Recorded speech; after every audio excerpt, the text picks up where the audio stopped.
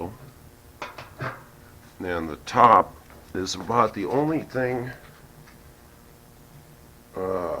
that was actually meant to be on a stove. This is an old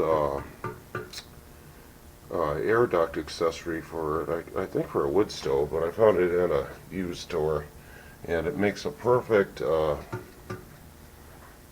heat exchanger because it's offset, like so. So it's going to force the heat when it goes out to go like this, and then over, and it's going to make it stay there longer, so you're going to get a lot better radiative effect. And that's just bolted in as well. But yeah, the whole stove is going to be painted in high temp stove black enamel shortly, and then be ready to go.